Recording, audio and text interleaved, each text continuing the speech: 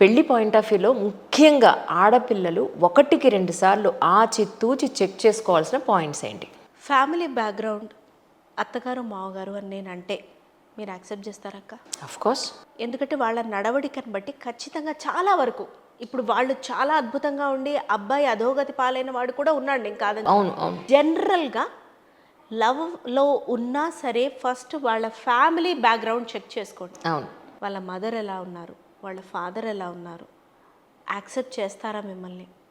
మేజర్గా మీ అస్తిత్వాన్నే మీరు మార్చేసుకుని ఎంత మారిపోవాలా, లేదా చిన్నపాటి మార్పులు చేర్పులు చేసుకుంటే పర్వాలేదా? మిమ్మల్ని కూతుర్లా చూసుకోక్కర్లేదు. అవును. సాటి ఆడదానిలా చూడగలుగుతారా? వాళ్ళ అబ్బాయి వాళ్ళ కింగే, కానీ మిమ్మల్ని కూడా యాక్సెప్ట్ చేయగలుగుతారా? హై పొజెసివ్నెస్ తోటి ఇట్లాంటి మెంటల్ డిజార్డర్స్ తోటి బాధపడుతున్నారా? చెక్ చేయండి. కానీ ఇది పెళ్ళికి ముందు ఎంతవరకు సాధ్యమో తెలియదు. లౌక్యం ప్రదర్శించాలి ఇక్కడ అమ్మాయిలు. అవును.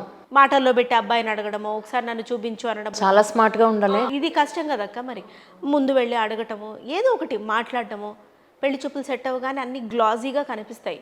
ఒకవేళ అరేంజ్డ్ మ్యారేజ్ అయితే లేదు, ప్లీజ్ బ్యాక్గ్రౌండ్ చెక్ చేసుకోండి. ఎక్కడో ఒక హింట్ వస్తుంది, గట్ ఫీలింగ్ ఉంటుంది.